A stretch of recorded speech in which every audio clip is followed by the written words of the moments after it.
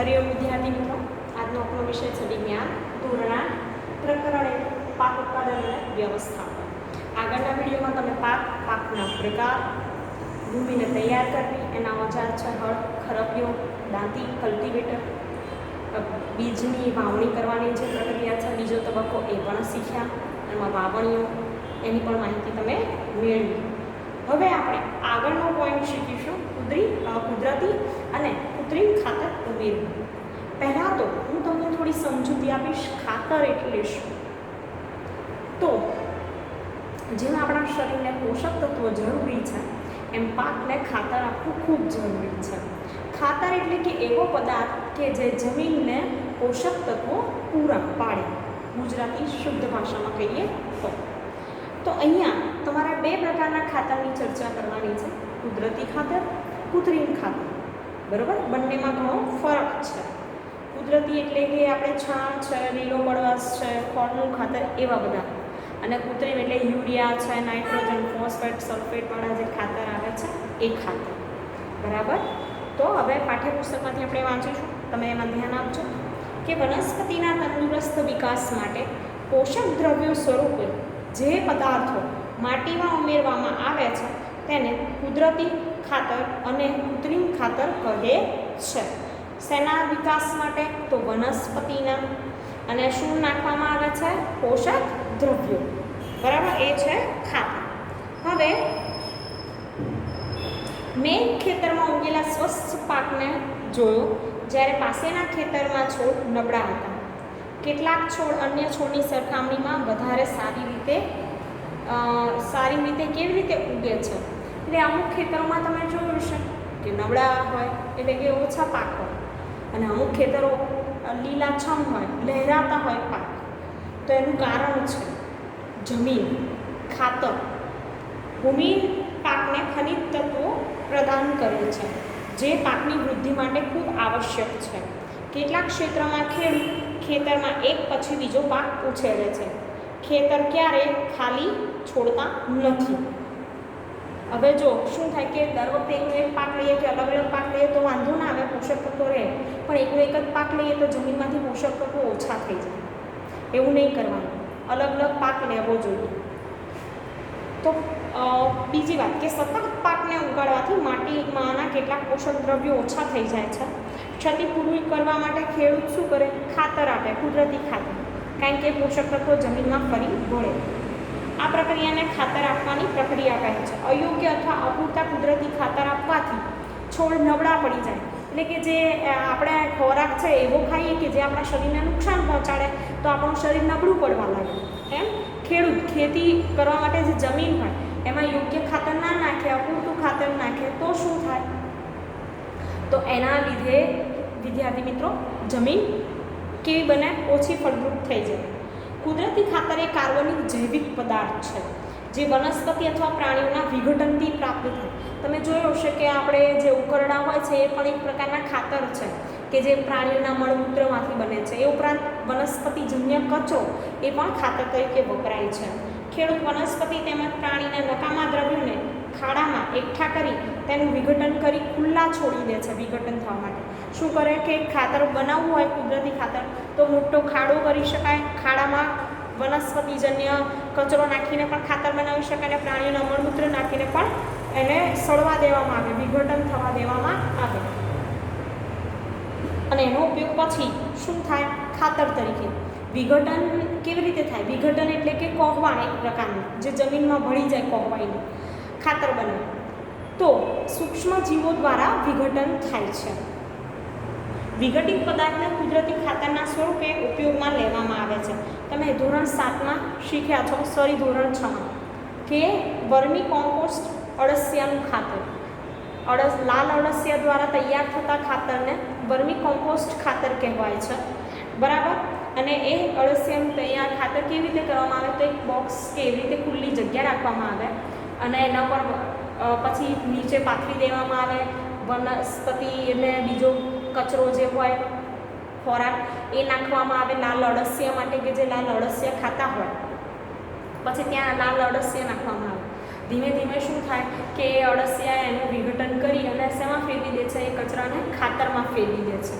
બરાબર, અને એ ખાતર આપણે એને વાપરી શકીએ છીએ, જેને કહેવાય છે વર્મી કમ્પોસ્ટ ખાતર. હવે અહીંયા એક પ્રવૃત્તિ આપી છે, પ્રવૃત્તિ 1.2 જોજો પાઠ્યપુસ્તકમાં, કે મગ અથવા ચણાના દાણાના લઈને તેને અંકુરિત કરો, તેમાંથી એક આકારના સરખા પ્રાંકુરને પસંદ કરો. હવે 3 ગ્લાસ અથવા તેના જેવા પાત્ર લો, તેના પર ABCની નિશાની કરો. ગ્લાસ એમાં થોડી માટી લઈને તેમાં થોડું છાણિયું ખાતર ભેળવો. ગ્લાસ બીમાં સમાન માત્રામાં માટી લઈને તેમાં થોડુંક યુરિયા ખાતર ઉમેરો, અને ગ્લાસ સીમાં થોડી માટી લઈને કાંઈ પણ ઉમેર્યા વગર ગ્લાસ રહેવા દો. હવે 3 ગ્લાસમાં સમાન માત્રામાં પાણી ઉમેરીને પ્રાંકુરને રોપી દો. સુરક્ષિત સ્થાન પર મૂકી દો. 7 થી 10 દિવસ પછી તેમની વૃદ્ધિનો અભ્યાસ કરો. બરાબર, હવે તમે જુઓ A, B અને C. તો આપણે એમાં શું લીધું હતું? છાણિયું ખાતર, બીમાં યુરિયા ખાતર, અને સીમાં આપણે શું કર્યું હતું? ખાલી માટી જ લીધી હતી. તો જે બી છે યુરિયા ખાતરવાળું, એની વૃદ્ધિને વિકાસ કેવો થશે? સૌથી ઝડપી થશે, અને એનો વૃદ્ધિ વિકાસ સારો થશે. જ્યારે સીમાં વૃદ્ધિ વિકાસ કેવો હશે? નબળો. તો અહીંયા જોશું કે શું 3 ગ્લાસની છોડની વૃદ્ધિની માત્રા સમાન છે? તો ના. બરાબર, કયા ગ્લાસના છોડની વૃદ્ધિ સારી છે? તો A. અને ઝડપી કોની છે? તો B. કૃત્રિમ ખાતર એવા રાસાયણિક પદાર્થ છે કે જે વિશેષ પોષક દ્રવ્યોથી સમૃદ્ધ હોય છે. તે કુદરતી ખાતરથી કેવી રીતે અલગ પડે છે તે વાત કરીએ આપણે. તો વિદ્યાર્થી મિત્રો, આપણે જાણીએ છીએ કે કુદરતી ખાતર એ કુદરતી રીતે બને છે, જ્યારે કૃત્રિમ ખાતર એ કારખાનામાં બનાવવામાં આવે છે. અને એમાં કૃત્રિમ ખાતરના નામ આપ્યા છે પાઠ્યપુસ્તકમાં: urea, ammonium sulphate,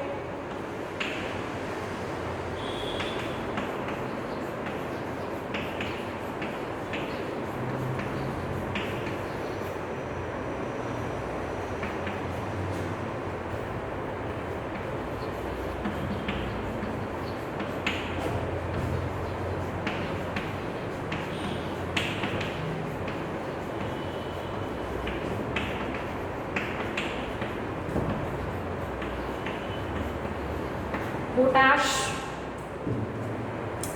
NPK, urea, ammonium sulphate આખું નામ છે આમાં.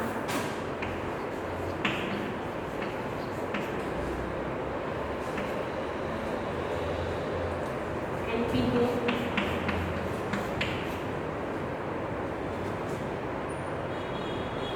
Nitrogen, phosphorus, potassium. હવે તેના ઉપયોગથી ખેડૂતોને ઘઉં, મકાઈ જેવા પાકની સારી ઉપજ પ્રાપ્ત કરવામાં સહાયતા મળે. પરંતુ કૃત્રિમ ખાતરમાં અત્યંત વધારે ઉપયોગી જમીનમાં ફળદ્રુપતામાં શું થાય છે? ઘટાડો થાય. ધીમે ધીમે કેવું કે કૃત્રિમ ખાતરમાં પાક મળી શકે, વૃદ્ધિ ઝડપથી થાય, પણ જમીનની જે ફળદ્રુપતા હોય ને એ ઘટતી જાય છે. એટલે કૃત્રિમ ખાતરને બદલે કુદરતી ખાતર વાપરવું જોઈએ. હવે જુઓ, જળ પ્રદૂષણનો પણ સ્ત્રોત છે. બરાબર, જમીનની ફળદ્રુપતા જાળવી રાખવા માટે આપણે શું કરવું જોઈએ? તો 2 વખત પાક લો, તેની વચ્ચે કંઈ પણ વાવ્યા વગર ખેતરને રહેવા દેવું જોઈએ, અને કુદરતી ખાતરનો ઉપયોગ વધારવો જોઈએ. કુદરતી ખાતરના ઉપયોગથી જમીનની બંધારણ ક્ષમતા અને જળ સંગ્રહ ક્ષમતામાં શું થાય છે? વધારો થાય છે. તેનાથી જમીનના બધા જ પોષક તત્વોની પૂર્તિ થાય. કુદરતી ખાતરમાં કુદરતી રીતે પોષક તત્વો પૂરા પડી રહે છે, અને ધીમે ધીમે શું થાય કે એની ફળદ્રુપતા પણ જળવાઈ રહે, જ્યારે કૃત્રિમ ખાતરમાં ઘટતી જશે. હવે જમીનમાં પોષક દ્રવ્યોની પૂર્તિ માટે અન્ય એક રીત છે પાકની ફેરબદલી. પાકની ફેરબદલી એટલે શું? તો એક વર્ષ એક પાક, બીજા વર્ષે બીજો પાક, કઠોળ કે શાકભાજી એવું વાવીએ. એના દ્વારા શું થાય કે એકનો એક પાક હોય ને તો પોષક તત્વો બધા શોષાઈ જાય, જમીનમાં ફળદ્રુપતા ઘટતી જાય. પણ અલગ અલગ લઈએ તો બધા પોષક તત્વો જળવાઈ રહે. તો પહેલાં ઉત્તર ભારતમાં ખેડૂતો કઠોળને એક ઋતુમાં ઉગાડતા, બીજી ઋતુમાં ઘઉં ઉગાડતા. તેનાથી જમીનમાં નાઇટ્રોજનની પૂર્તતા થતી હતી. ખેડૂતોને આ પદ્ધતિ સ્વીકારવા માટે પ્રોત્સાહિત કરવામાં આવે છે. હવે તમને વાત કરી છે આગળના ધોરણમાં કે નાઇટ્રોજનયુક્ત ખાતરની જરૂર પડે, તો કઠોળ વર્ગની જે વનસ્પતિ હોય એમાં રાઇઝોબિયમ નામના જે બેક્ટેરિયા હોય છે જમીનના, એ શું કરે છે તો વાતાવરણમાંથી નાઇટ્રોજનનું શોષણ કરે અને એવા નાઇટ્રોજનમાં ફેરવે કે જે મૂળ શોષી શકે વનસ્પતિના. તો એ નાઇટ્રોજનનું શું કરે છે સ્થાપન કરે છે. શીંબી કુળની વનસ્પતિ છે મૂળગંડિકાઓમાં, અને બેક્ટેરિયા કયા તો રાઇઝોબિયમ. હવે તમને તફાવત આપ્યો છે કુદરતી ખાતર, કૃત્રિમ ખાતર, એ જોઈએ આપણે.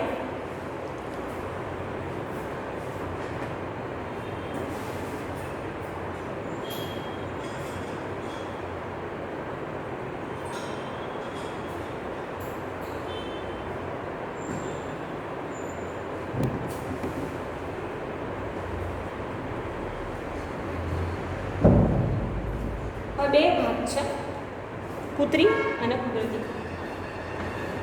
તફાવત પૂછાય 2 માર્કમાં તો લખતા આવડવું જોઈએ. બુકમાં છે એટલે વાંધો નથી.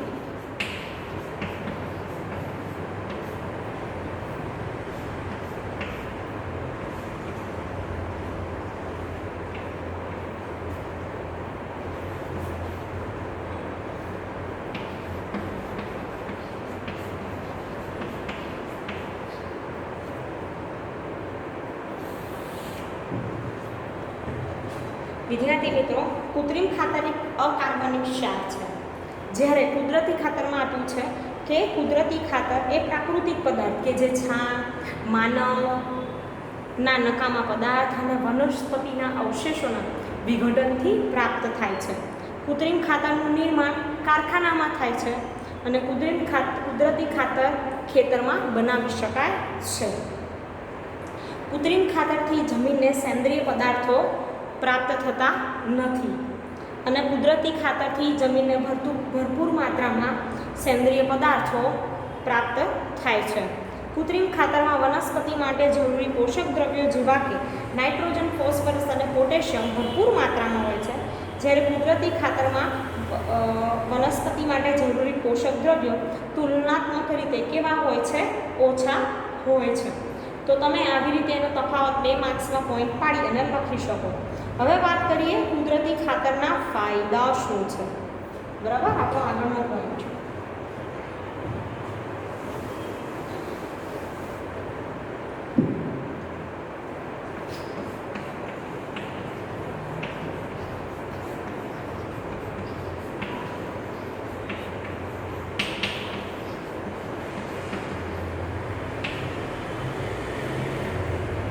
વિદ્યાર્થી મિત્રો, પહેલો પોઈન્ટ છે કે જમીનની જળ ધારણ ક્ષમતામાં વધારો થાય છે. આમાં લખીશું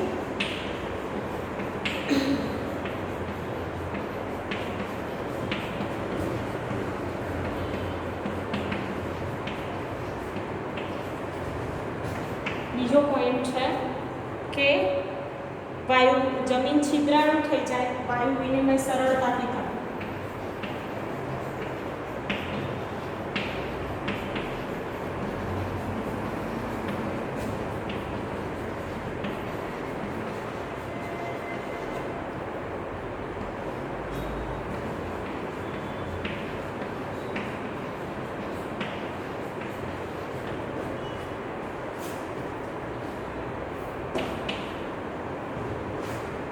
તે ફાયદાકારક સૂક્ષ્મજીવોમાં વધારો કરે છે.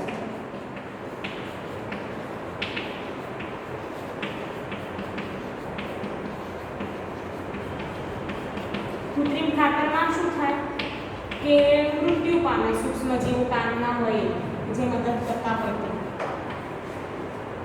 ત્યારબાદ જમીનના બંધારણમાં સુધારો કરે છે.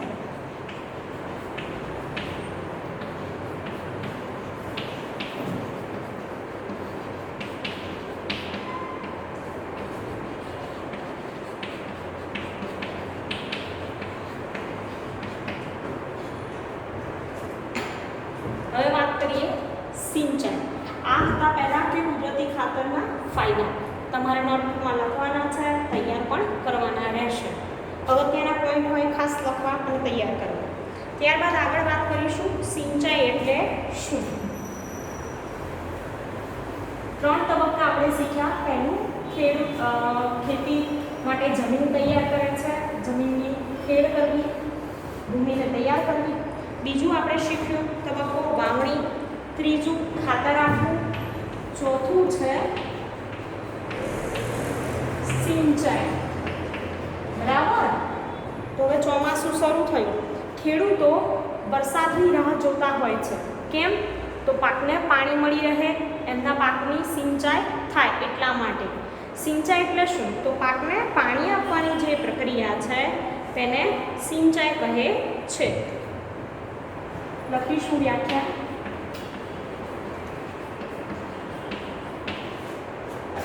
સમયાંતરે ખેતરમાં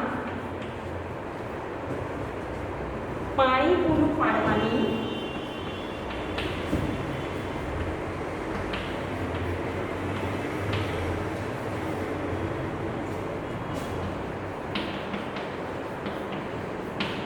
ક્રિયાને સિંચાઈ કહે છે.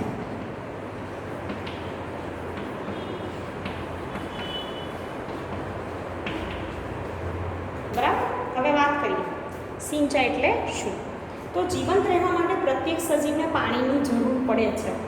એમ વનસ્પતિને પણ, પાકને પણ પાણીની જરૂર પડે. વનસ્પતિના ફૂલ, ફળ, બીજ એમના વૃદ્ધિ અને વિકાસ માટે પાણીનું વિશેષ મહત્વ છે. વનસ્પતિના મૂળ દ્વારા પાણીનું શોષણ થાય છે, જેની સાથે ખનિજો, ખાતરોનું પણ શોષણ થાય છે. હવે વનસ્પતિમાં લગભગ 90% પાણી હોય છે. કેટલા ટકા પાણી?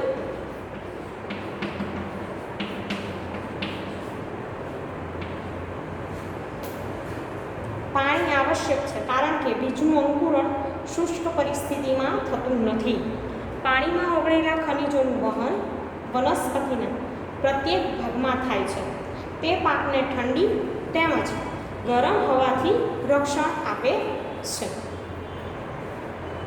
સ્વસ્થ પાકના ઉછેર માટે જમીનમાં પાણીનો ભેજ જાળવી રાખવા ખેતરમાં નિયમિત રૂપે પાણી આપવું જોઈએ. અને વ્યાખ્યા આપી છે બુકમાં સિંચાઈની, એ તમારે અંડરલાઈન કરવાની છે. હવે સિંચાઈનો જે સમય હોય વિદ્યાર્થી મિત્રો, એ સમય ઋતુ પ્રમાણે હોય છે. બરાબર.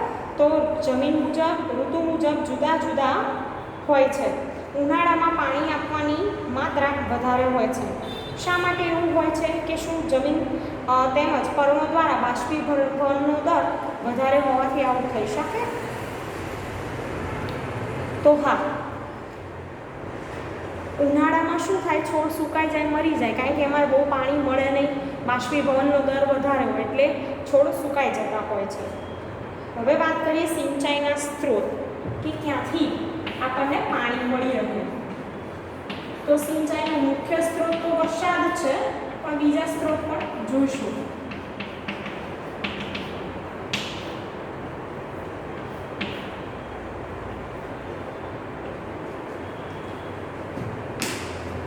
કુવા, બોર કુવા, તળાવ, સરોવર, નદી.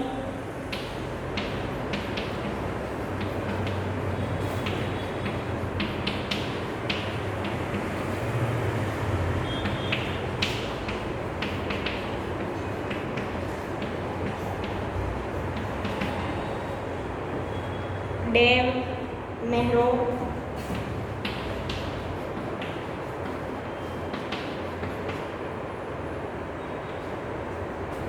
આ શું છે? બધા સિંચાઈના સ્ત્રોત છે. હવે સિંચાઈની પરંપરાગત રીત.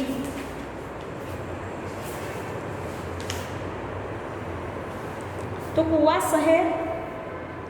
સરોવર તેમજ નહેરોમાં ઉપલબ્ધ પાણીને ખેતર સુધી પહોંચાડવાની રીતોમાં જુદા જુદા હોય છે. જુદી જુદી રીત હોય છે કે જે ક્ષેત્ર હોય, ધારો કે કોઈ પણ વિસ્તાર હોય એ પ્રમાણે. હવે ગામડાઓમાં કેવું હોય કે નહેર દ્વારા વધારે પાણી અપાતું હોય છે. પછી અમુક જગ્યાએ શહેરોમાં ને જ્યાં ટેકનોલોજીનો વિકાસ થયો હોય ત્યાં કેવું હોય કે અલગ અલગ બીજી પદ્ધતિઓ હોય છે. તો ઢોર અથવા મજૂર આ ક્રિયાવિધિમાં ઉપયોગમાં લેવામાં આવે છે. આ રીતો સસ્તી છે પણ કાર્યક્ષમ છે. તો પરંપરાગત રીત છે, બે પ્રકાર છે, એટલે કે જે પહેલાંના સમયમાં હતી અને અત્યારે આધુનિક સિંચાઈમાં પણ જે હોય. તો પરંપરાગત રીતમાં જોઈએ, પહેલી છે મોટ, ગરગડીયુક્ત અથવા ગરગડીયુક્ત વ્યવસ્થા. મોટમાં તમે જુઓ કે ગરગડીમાંથી પાણી પેલા ભાઈ દ્વારા રેડી રહ્યા છે. ચિત્ર આપેલું છે પાઠ્યપુસ્તકમાં, જોજો. બીજું છે ચેઇન પંપ,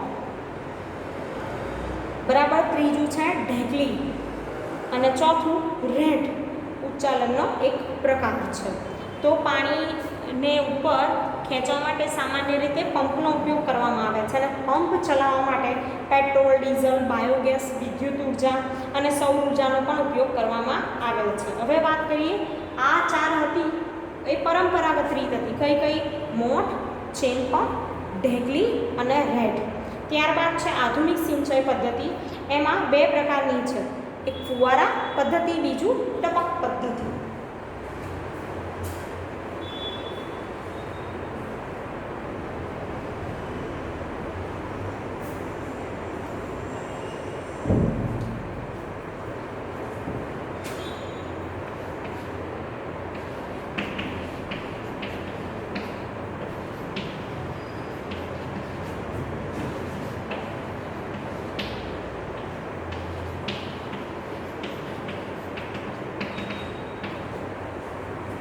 વિદ્યાર્થી મિત્રો, ફુવારા પદ્ધતિમાં શું કરવામાં આવે છે? તો તમે ઘણી બધી જગ્યાએ શાકભાજીની વાડી હોય, ફળની વાડી હોય, ત્યાં આવી ફુવારા સિંચાઈ પદ્ધતિ જોઈ હશે કે શું કરવામાં આવે, યોગ્ય અંતરે ફુવારા લગાવેલા હોય અને અમુક સમય નક્કી હોય, બરાબર, અને એ પ્રમાણે ફુવારાથી પાણી મળે.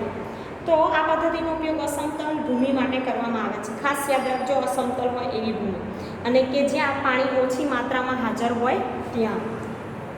કાટખૂણે પાઇપના ઉપરી છેડા પર ફરતી નોઝલો લગાડવામાં આવે અને આ પાઇપ નિશ્ચિત અંતરે મુખ્ય પાઇપ સાથે જોડાયેલ હોય અને પંપની મદદથી પાણી મુખ્ય પાઇપલાઇનમાં પહોંચાડવામાં આવે. તે પરથી નોઝલમાંથી બહાર નીકળે છે અને તેનો છંટકાવ છોડ ઉપર એવી રીતે થાય કે જ્યાં વરસાદ વધુ પડતો હોય. ફુવારા પદ્ધતિ રેતાળ જમીન માટે ખૂબ ઉપયોગી છે. કયા પ્રકારની જમીન માટે ખૂબ ઉપયોગી છે? તો યાદ રાખજો, રેતાળ જમીન માટે, બરાબર. અને આકૃતિ આપેલી જ છે, તમે જોયું પણ હશે. બીજી વાત છે કે ટપક પદ્ધતિ. ફુવારામાં તો કેવું, વચ્ચે વચ્ચે જગ્યાએ ફુવારા હોય. ટપક પદ્ધતિમાં એવું હોય છે કે જે પાઇપલાઇન હોય છે પીવીસીને, એમાં જે વનસ્પતિ હોય એના મૂળ આગળ કાણા પાડેલા હોય, એટલે સીધું પાણી ક્યાં મળશે? ટપક સ્વરૂપે મૂળને જ મળે. તો આ પદ્ધતિ પાણી ટીપે ટીપે છોડના મૂળમાં પડે છે, આથી તેને ટપક સિંચાઈ પદ્ધતિ કહે છે. ફળ આપતી વનસ્પતિ, બગીચા તેમજ વૃક્ષોને પાણી આપવાની આ સર્વોત્તમ પદ્ધતિ છે. એવું પૂછાય કે સૌથી ઓછો પાણીનો વ્યય કઈ પદ્ધતિમાં થાય? તો ટપક સિંચાઈ પદ્ધતિ. અને વ્યય થતો નથી અને અછતવાળા જે વિસ્તાર છે ત્યાં આ વરદાન સ્વરૂપે છે. બીજી પદ્ધતિઓ પણ છે કે ધોરિયા પિયત પદ્ધતિ. પણ એ ધોરિયા પિયત પદ્ધતિ એટલે કે નહેર દ્વારા પાણી આપવામાં આવે, એમાં પાણીનો ખૂબ વ્યય થતો હોય છે. બીજું ક્યારા પદ્ધતિ, એટલે પાણીના ક્યારા કરીને રીતે પહોંચાડવામાં આવે, તો એમાંય પણ પાણીનો વ્યય થાય છે. સૌથી ઓછો પાણીનો વ્યય એટલે કે ઓછો થતો હોય તો એ પદ્ધતિ છે આમાં કે વ્યય થતો જ નથી, ટપક પદ્ધતિ. તો આપણે આ ચેપ્ટરમાં ફુવારા પદ્ધતિ અને ટપક પદ્ધતિ શીખવાની છે આધુનિકમાં. તો તમે આ વિડીયોમાં શીખ્યા ખાતર વિશે, સિંચાઈ વિશે અને સિંચાઈની રીતો વિશે શીખ્યા. તો જે યોગ્ય પોઈન્ટ હોય, મહત્ત્વના હોય એ નોટબુકમાં લખજો, ચોપડાઓ બનાવ્યો હોય તો એમાં લખજો અને પાઠનું વાંચન કરજો, તૈયારી કરજો. Thank you.